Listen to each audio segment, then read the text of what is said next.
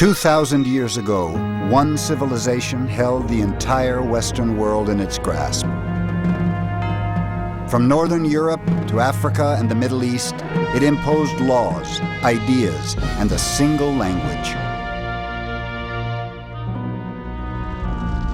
For 2 millennia, we've dreamed of its cities and its triumphs, its idealism and its decadence. Rome, the power and the glory.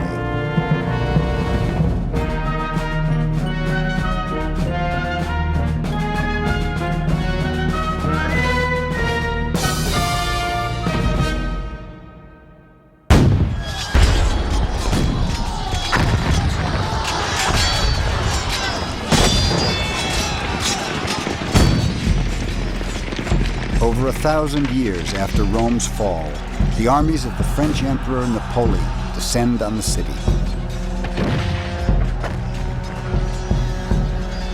Napoleon's forces have already battled their way through Europe. To take Rome seems an afterthought. By this time, it's a backwater. But for Napoleon, it has an almost religious significance. He claims he's the spiritual descendant of the Roman emperors. He has himself painted wearing the Roman crown of laurels, as if Rome still rules the world. His troops march unopposed into the city.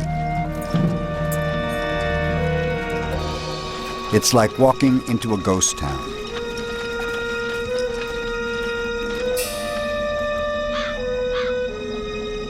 They find the frightened Romans huddling among the ruins of the ancient city.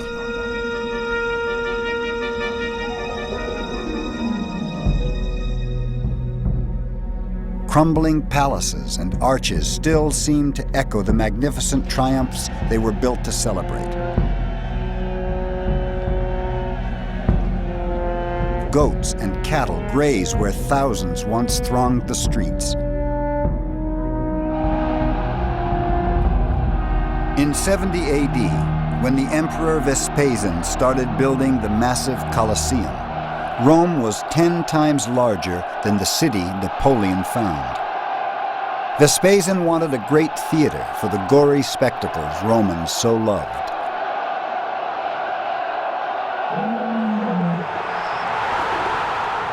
The scale of the Roman games, like the scale of Rome itself, was staggering. The Colosseum had seating for 45,000 and standing room for 20,000 more.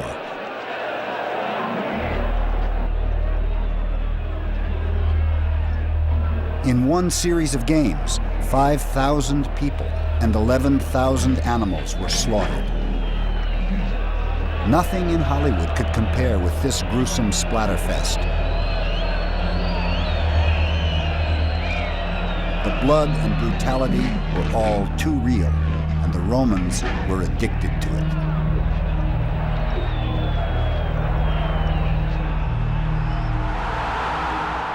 When he saw the blood, rather than turn away, he fixed his eyes on the scene and took in all its frenzy. He reveled in the wickedness of the fighting and grew intoxicated with the bloodshed. When he left the arena, he took with him a sick mind, which left him no peace until he came back again. St. Augustine. They did get excited watching gladiators kill one another. I'm not denying that. But you know what? So do we. I think, for example, of the brouhaha over Mike Tyson. Right. What Mike Tyson did when he bit, was it Evander Holyfield's ear? That would have been applauded in the Roman arena. That's great. That's what you're supposed to do. In fact, you're supposed to rip the ear off and march around the arena with it in your mouth. That's what you're supposed to do.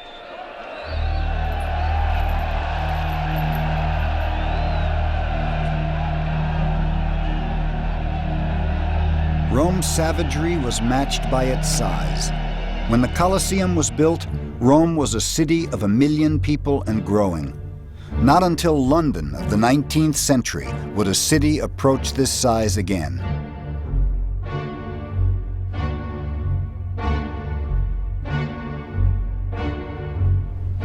What I think you'd notice if a time traveller went back would be the smell, the noise, the dirt, the crowdedness. I think there'd be lots of beggars, lots of signs of sickness, disease, lots of small children.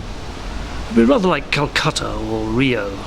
Crowded modern town, very poor, with these monumental buildings in the centre expressing the wealth and power of the empire.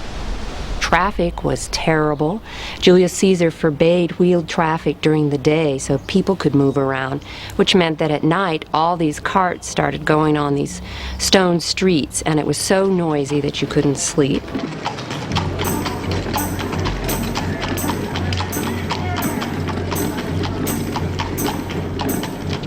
To manage the problems of organizing such a huge concentration of people, the Romans invented the science of urban planning.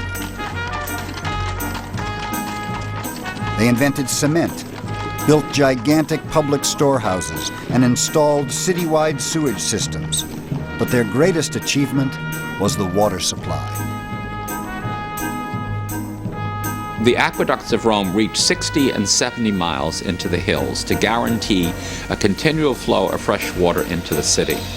That flow of fresh water provided enough water, gallons per person per day, that was not equaled by the city of Rome until the 1950s. Along with millions of gallons of water, Romans consumed a staggering 8,000 tons of grain weekly. Supertankers, each carrying 1,000 tons of grain, crisscrossed the Mediterranean. They were the largest ships built until the Atlantic steamers of the 19th century.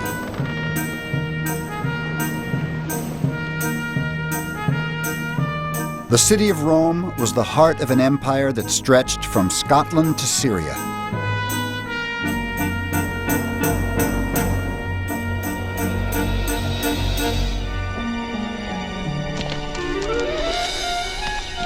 Never has the Western world been better organized or more united. In the year 100 AD, you could travel from Egypt to France on paved roads with only one currency and one passport in your pocket.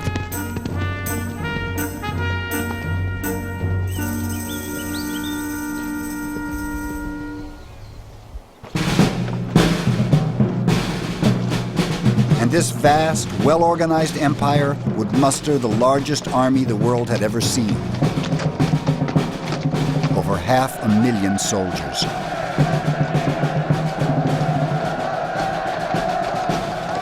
Rome was the superpower of the ancient world.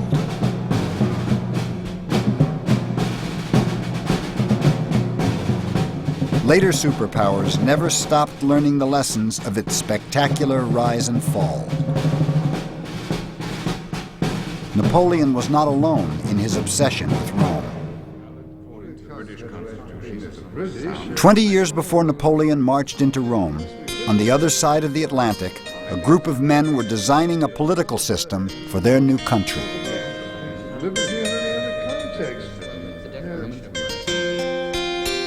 In designing the Constitution of these United States of America, we have at various times sought precedent in the history of that ancient republic and endeavored to draw lessons both from its leading ideas and from the tumult and factions which finally brought it low. Thomas Jefferson.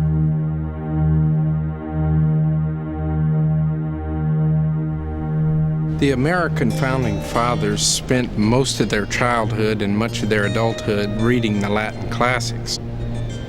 To the founders, the past was not something that was dead, it was something that was alive, especially the Roman past. It was alive with personal and social meaning. This was crucial, I think, to the American Revolution because they were doing something really unprecedented in this revolution, and yet they were able to feel that they were not the first. The basis of our political system, I think, lies in Rome.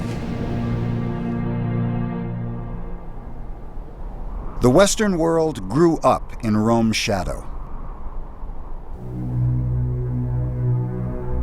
Its legends, its laws, its institutions, and its language. Napoleon said, "The story of Rome is the story of the world." It's a story of great commanders and politicians. Men like Caesar, Augustus, Hadrian, and Constantine. But it's also a story of the poor who bore the brunt of their leaders' ambitions. It's a story of vast idealism and an equally vast greed for power. And finally, it's the story of Rome's spectacular fall and the chaos that followed.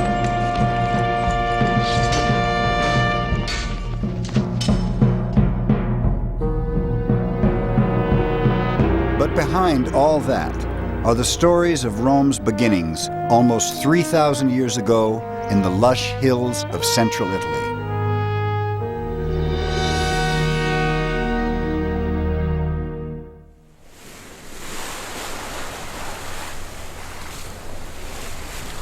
When the Mediterranean sailors of ancient Greece and Egypt looked west toward Italy, they stared into a great unknown. It was 800 years before the birth of Christ, and Rome still didn't exist. But stories were told of mysterious peoples with strange, exotic customs and untold riches. The tales were irresistible.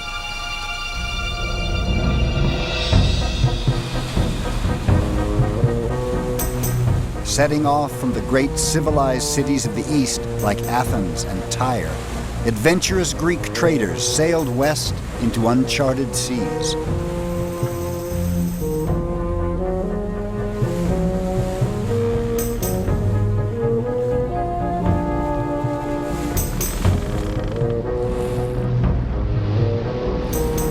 Navigating by the stars, without instruments, they began to explore a remote and little-known peninsula of the Western Mediterranean.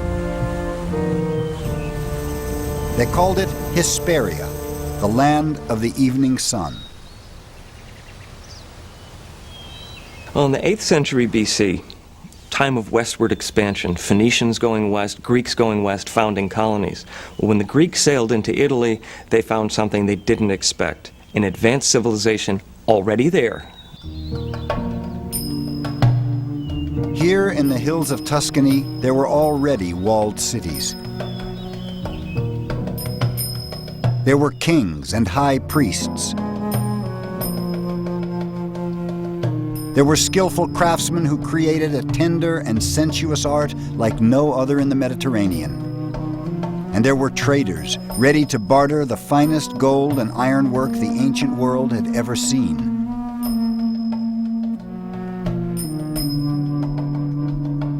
Before Rome, there were the Etruscans. They taught the Romans everything, but left no written records. Incredible. The Etruscans were some of the most amazing artisans that the West has ever seen. They worked in metal for sculpture. They worked in terracotta and life-size statues with these amazing, inviting expressions. Very warm. They're not cold and distant, but they're people that you want to meet.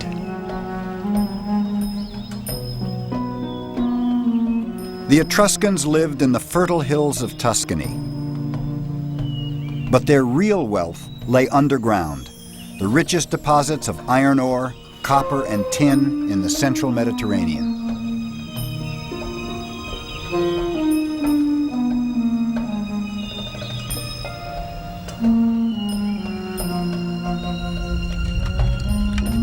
As early as 700 BC, they created shafts, tunnels, subterranean galleries, smelters, and slag heaps so vast that 2,500 years later, Mussolini reprocessed them to produce weapons for World War II.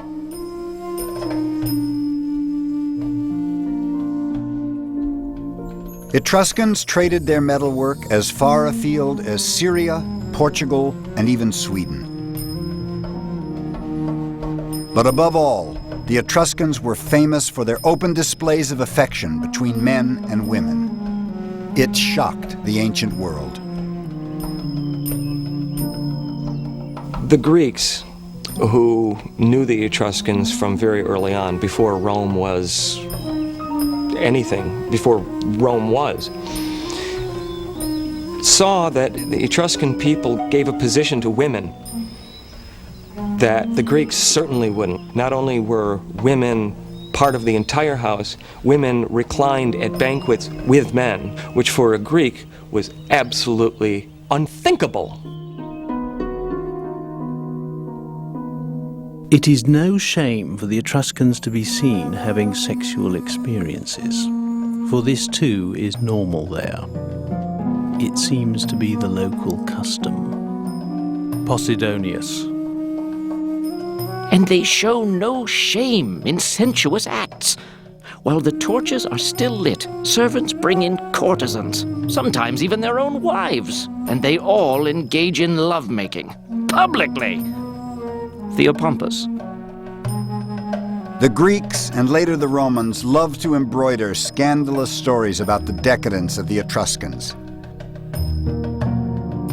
They were almost certainly untrue. But it is true that the Etruscans created memorable portraits of sensual pleasure. After the Etruscans, the idea of portraying such intimacy between men and women disappeared from Western art for almost 2,000 years.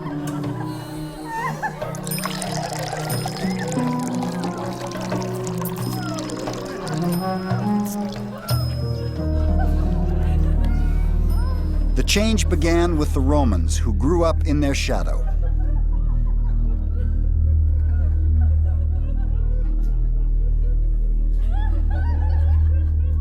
The first Romans were primitive, tough backwoodsmen.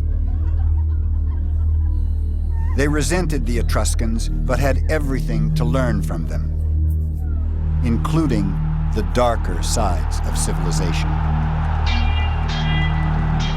Like all ancient people, the Etruscans were rigidly divided by class. Brutal rituals enforced the power and prestige of the nobility.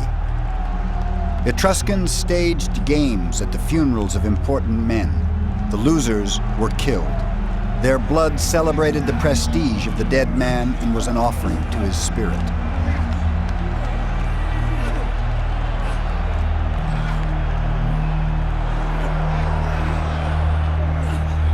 The wrestlers were slaves captured in warfare. Their lives were worth nothing. Only their deaths were significant. The practice of human sacrifice was common in the ancient world. The Etruscans were no exception. The blood of slaves and captives watered the ground at state rituals throughout the Mediterranean. Romans inherited the Etruscan taste for sacrificial blood.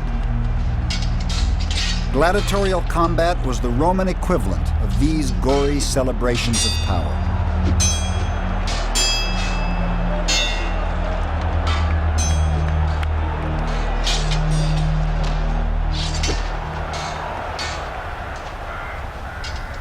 Rome took everything from the Etruscans. Etruscan engineers showed them how to drain the marshes where Rome now stands and channel the water into underground sewers. Etruscan architects and builders laid out the Roman Forum as a public square in the 7th century BC.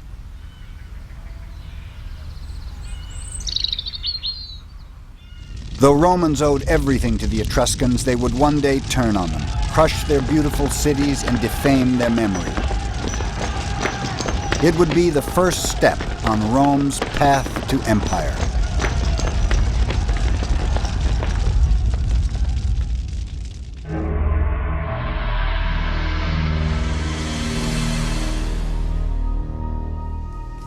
Most of what we know about the birth of Rome comes from the work of one man, one of Rome's greatest historians, Livy.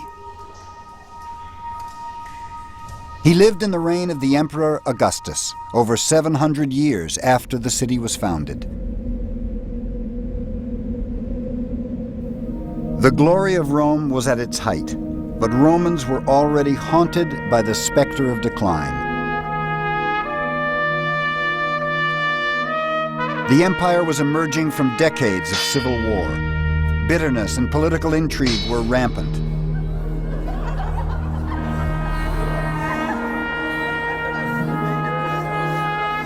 Decadence, greed, and profiteering were the order of the day. To men like Livy, raised on the Roman Stoic virtues of valor, loyalty, and self-sacrifice, it seemed the spirit of Rome was rotting. I feel that indulgence has brought us, through every form of sensual excess, to be morbidly attracted to death in all its forms. Rome is at the dark dawning of an age in which we can neither endure our vices nor face the remedies needed to cure them. Livy. A cure was what Emperor Augustus was looking for. He cracked down on dissent and passed laws to punish immorality.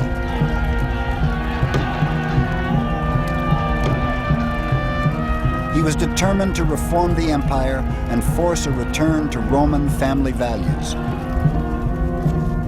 Bawdy poets like Ovid, who wrote The Art of Love, were banished to the Asian steppes. When his own daughter Julia was rumored to have slept with half the Senate, Augustus banished her as well.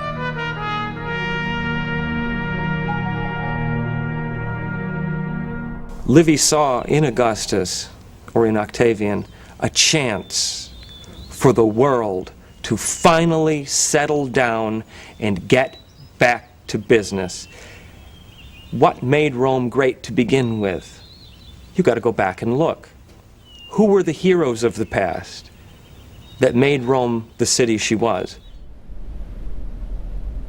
I hope that history may be the best cure for a sick mind. At least it can remind us of what we once were and show us the depths to which we are now sinking. Livy set out to write a brief history of early Rome, celebrating its glories and virtues, propaganda for the reforms of Augustus. What he had to go on were stories handed down over the centuries. They were a mixture of fact and legend.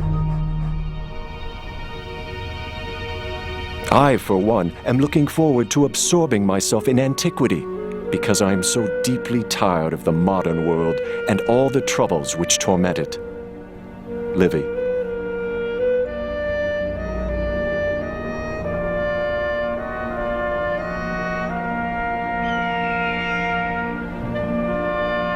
He believed Rome's mythological beginnings would reveal the stories of heroism and nobility Romans needed to hear.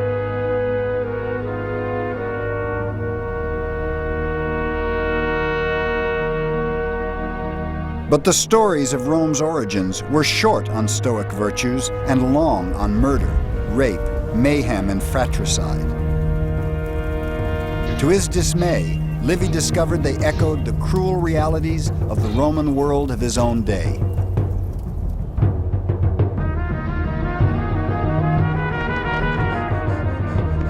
Legends told that Rome was founded by Romulus and Remus, twins who were cast into the wilderness to die. But the boys were said to be saved by a she-wolf who suckled them. They grew up like savages in the woods.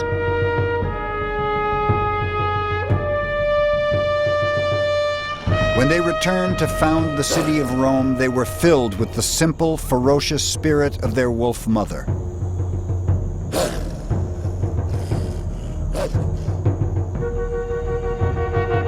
According to legend, Romulus and Remus then led their people to the bend in the river Tiber, where she found them.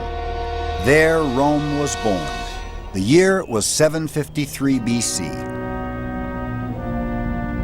But hardly had they founded the city than the two brothers quarreled over who should be king.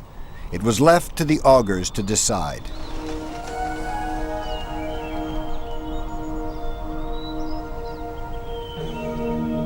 Augurs were the priests of early Rome who divined the will of the gods. They studied the movements of birds, the weather, the entrails of sheep before making their pronouncements, known as the auguries.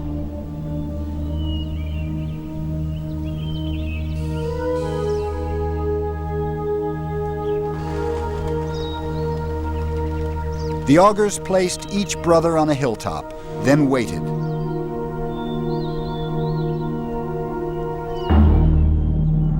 When birds flocked over Romulus, they knew he would be the first king of Rome.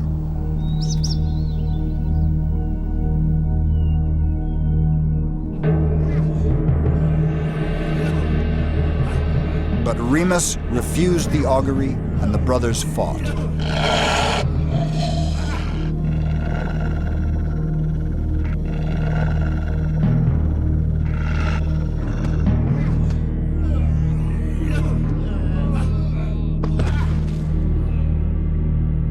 Romulus killed him.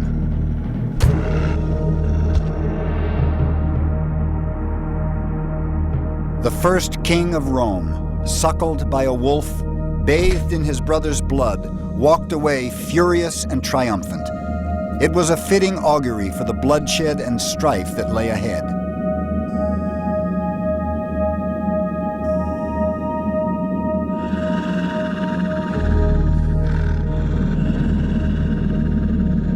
The story about Romulus killing his twin brother at the moment of the founding of the city is a very old story. It's very, very remarkable that in the late Republic, the Romans were fighting civil wars, and of course, it didn't escape their notice that this seemed to be prefigured in the myth with Romulus killing his brother.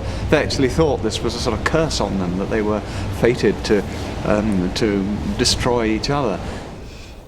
Well, the whole Roman psyche was based on violence. If you look at the foundation legends of Romulus and Remus, that's based on fratricide, right? One brother kills another to found a city. And from that point, it just escalates. The violence of the early Romans, in fact and fiction, was born of desperation. In real life, shunned by neighboring tribes, Rome was forced to welcome outcasts, vagrants, and fugitives. And they lured their neighbors, the Sabines, to a ritual of peacemaking. And they're all a pretty desperate lot. And Rome, the earliest community that is organized in that way, of course, is a place where no woman wants to go. So they haven't got any women, that's the first problem. And so the Romans, Romulus in particular, got an idea. New religious festival, let's invite the neighbors. Bring your wife and kids, especially the daughters.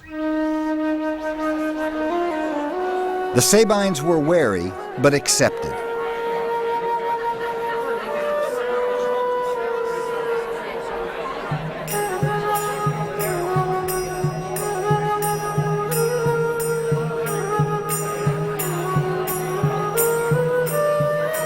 As the festivities went on into the night, the Sabines relaxed their guard. It was what the Romans were waiting for. Romulus gave the sign and they attacked. They grabbed the women and drove off the Sabine men, the ones they didn't kill.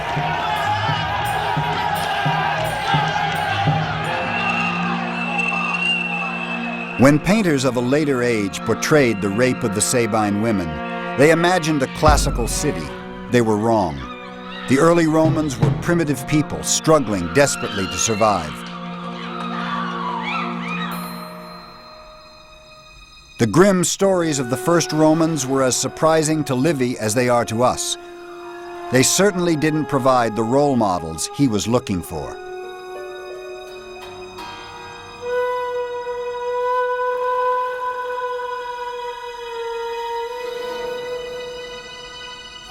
His little book turned into one of the most monumental histories ever written.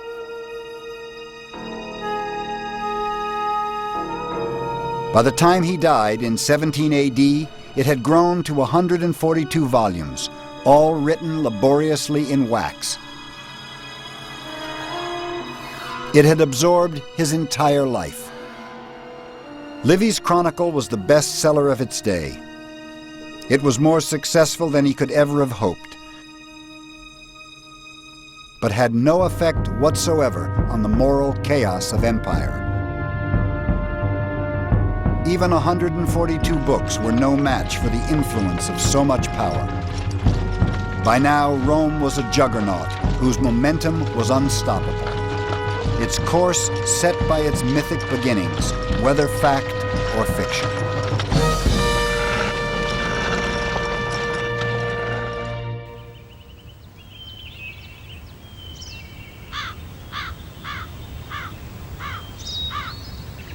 As it approached the 5th century BC, Rome was emerging from its legendary past into the real world of recorded history. It was now a thriving province of the Etruscan world, ruled by Etruscan kings. Primitive mud and thatch huts of Rome's early days had given way to a city of brick. Rome was absorbing people from surrounding lands and growing fast. Etruscan and Greek traders met in its busy streets. Phoenician boats from Sicily and North Africa sailed the Tiber.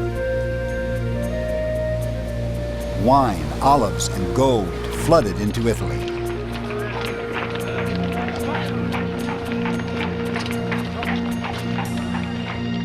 But Rome was still no different from many other prosperous cities of the Mediterranean. What first set it apart was not its capacity for trade or engineering or even warfare, but its ability to organize itself.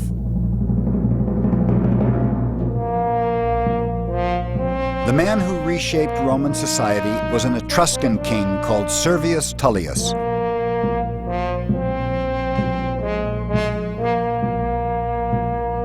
There are no statues of him. We have no idea what he looked like. He never became as famous as later rulers of Rome, but his mark on history may be even greater. And yet, all Servius Tullius did was carry out history's first census.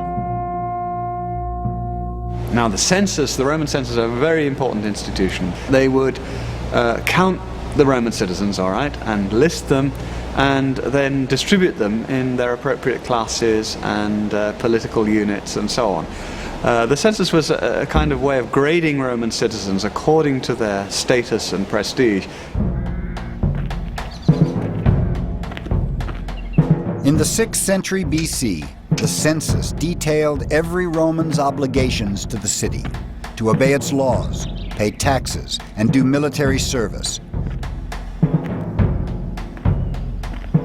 But much more important, it also gave them rights.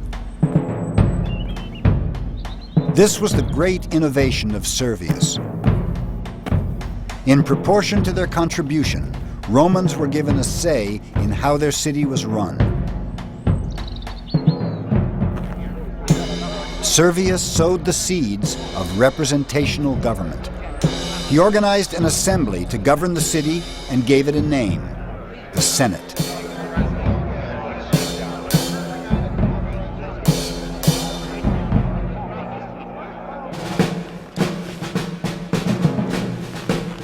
Finally, the census decreed that each of the city's social classes should contribute a group of soldiers for Rome's defense. They were called the legions, the fighting force that was going to put Rome's destiny back in its own hands and one day give it the world.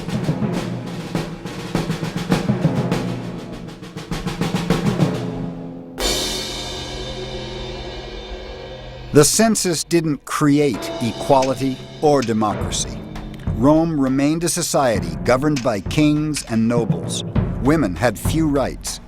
But it created a level of organization unheard of in the ancient world.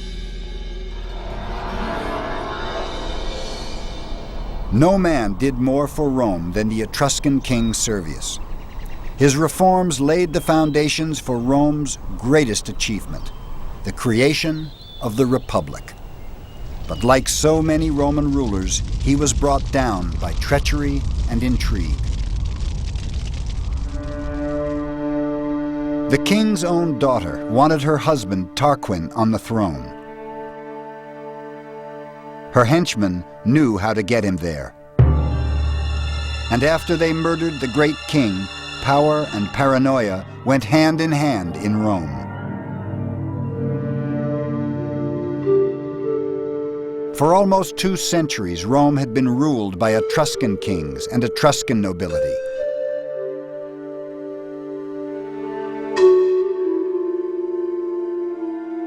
Under Servius, things had gone well. Under Tarquin, his successor, brutality and decadence flourished. While he and his relatives devoted themselves to pleasure, their henchmen carried out campaigns of political murder to remove any and all opposition.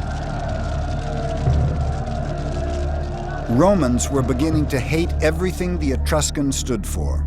Resentment smoldered.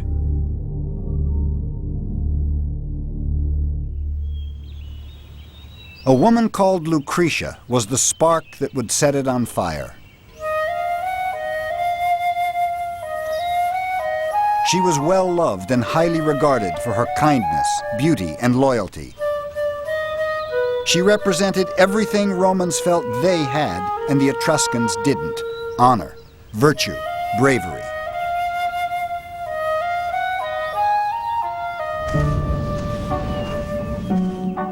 One day, the king's son and some of his Etruscan nobles were on a journey away from Rome. Drunk, they decided to creep back into the city and spy on the most beautiful women to see what they were up to.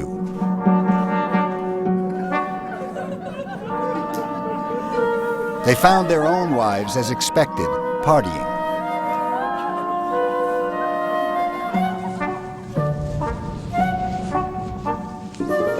They found Lucretia hard at work.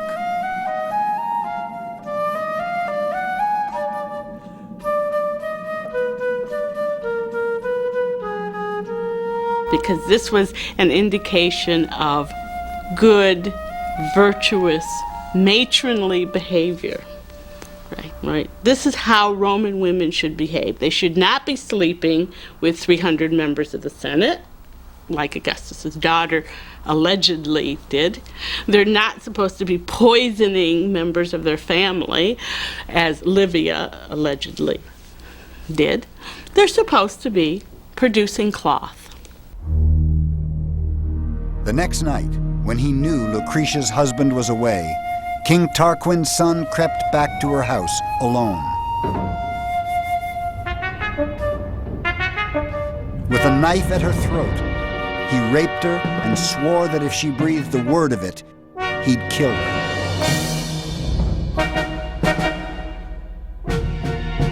That would be unnecessary.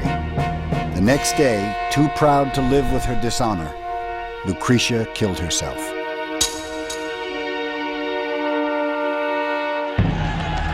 Romans went wild. Mobs tore through the streets and attacked Etruscans wherever they found them.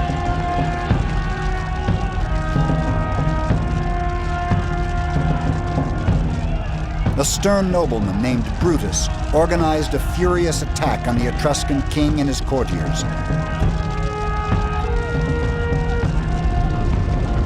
They were overwhelmed and fled for their lives.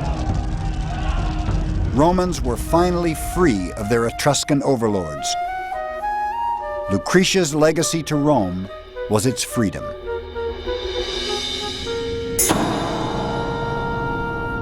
Romans vowed they would never again live under a king. So how exactly were they going to live? How would they govern themselves? Their solution was momentous. They declared that the affairs of Rome would belong to the people, that citizens would vote, and that Rome would be a res publica, a public affair, a republic. Government would no longer be the business of kings. Rome would be ruled by laws and elected officials.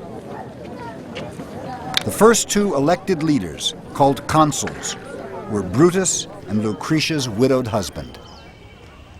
And so a king was replaced with first 2 praetors, eventually 2 consuls, with 2, both of them in agreement on everything, elected annually, so that no one person ever had very much power for very long at all. This paranoia about kings continues all the way through Roman history.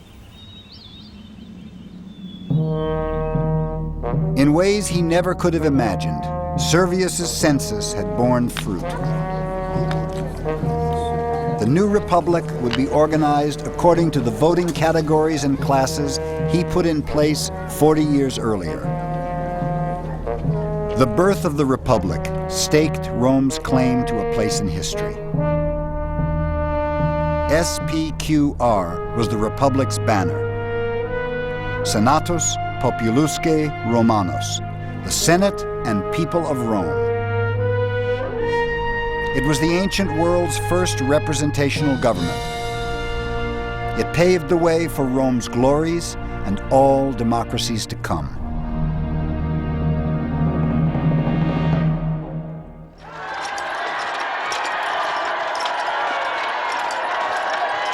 Romans set themselves free from the Etruscans in 510 BC.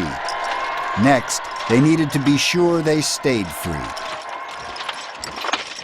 So they set about building the fiercest fighting machine the world had ever seen.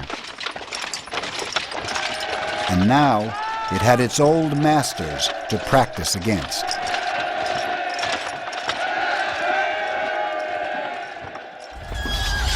For over 100 years after Rome declared its independence, it was at war with the Etruscans, who fought desperately to regain their old possession. They failed.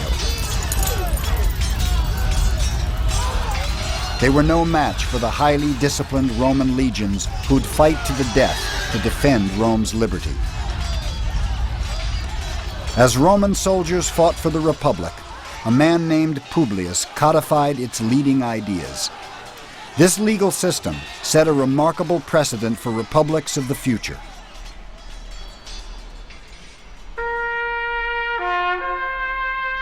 "2,000 years later, when the founding fathers of the United States needed to defend their Constitution, they too wrote under the name of Publius.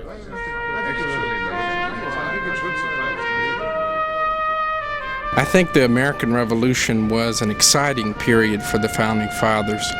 They were excited by the opportunity to match their ancient heroes' struggles against tyranny, in a sense to rival the noble deeds they had spent their youth reading about. And they were thrilled by this idea, by this thought, that they were beginning anew the work of the ancient republicans, only this time with an unprecedented chance of success. Throughout the 5th century BC, the struggle for the Republic went on. Rome and the nearest Etruscan city, Veii, faced each other across the Tiber in an endless stalemate of attack and counterattack.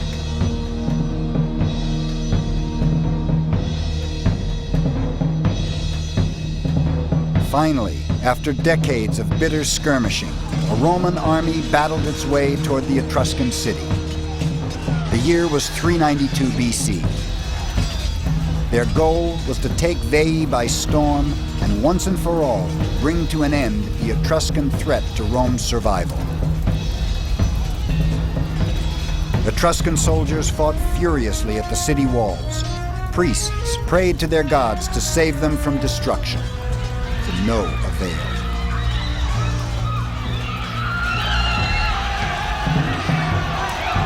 The Romans smashed through the Etruscan defenses and laid waste to the city. They slaughtered the men and made slaves of the women.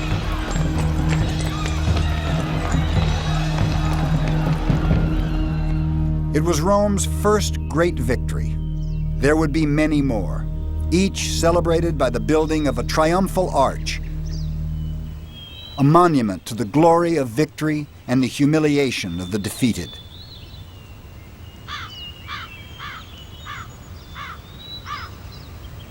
Rome now piled victory upon victory all across Italy, as one by one her neighbors fell to the legions.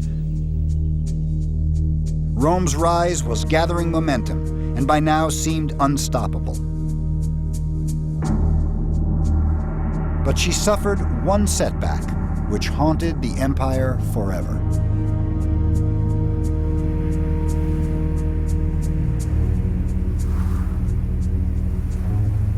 The year was 386 BC. From beyond the Alps, horsemen appeared and thundered toward Rome.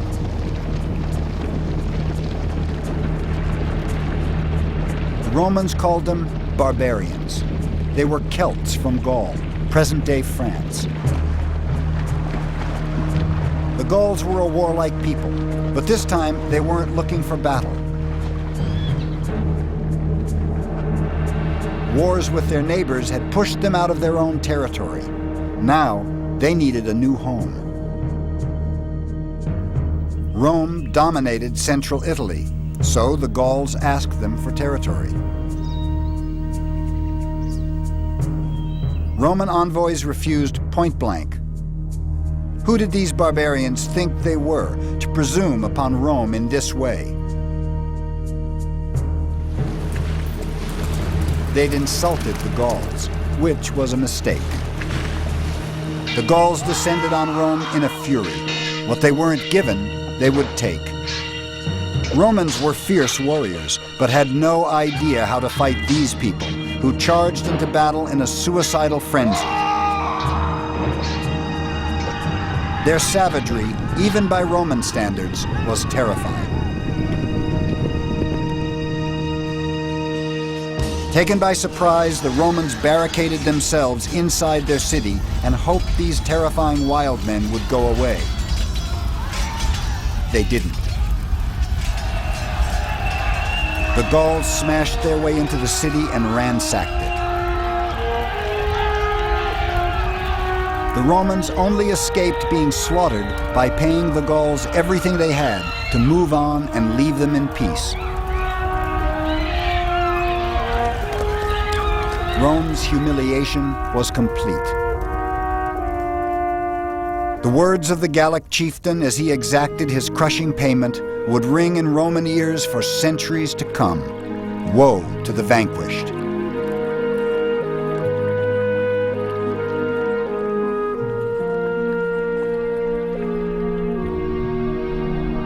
Rome rose from this devastation stronger, better organized, and more determined than ever.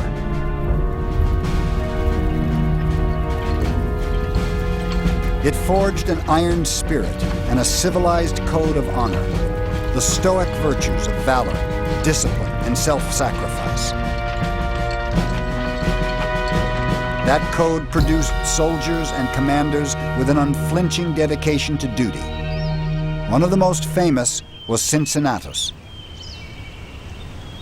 Cincinnatus was a Roman who came to embody the classic virtues like no other. Although a nobleman, he liked to work his fields with his own hands. One day as he worked, a messenger arrived with news that Rome was being attacked.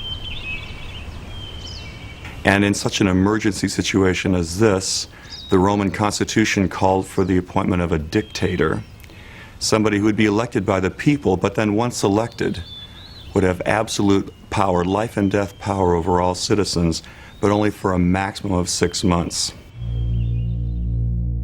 He dropped his plow, hurried to the city, took up command of the army, and was named dictator.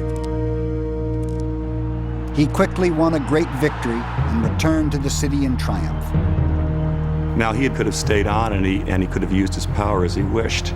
But the very day that he returned to the city, we're told, he immediately resigned the office of dictator, walked back to his farm outside the city, and continued to plow his farm. And the Romans loved to tell that story because here was a man who was totally selfless, who cared nothing for his own livelihood, for his own life, but merely to serve, wished to serve. And so it's no accident that one of the most famous sculptures in American history is that of George Washington as a Cincinnatus. George Washington knew that many people compared him with Cincinnatus, and he liked that, and he consciously worked to encourage that image. And so, for instance, during the darkest periods of the war, when some thought maybe he should resign, he held off that resignation because he wanted to do like Cincinnatus did, wait until the enemy was defeated, and then in a big show lay down his power, which he did, and he retired to his own plow at Mount Vernon. Cincinnatus became the role model for the Roman politician-commanders Napoleon so admired. He embodied the code of conduct that powered Rome's rise and extended Rome's dominion over the entire Western world.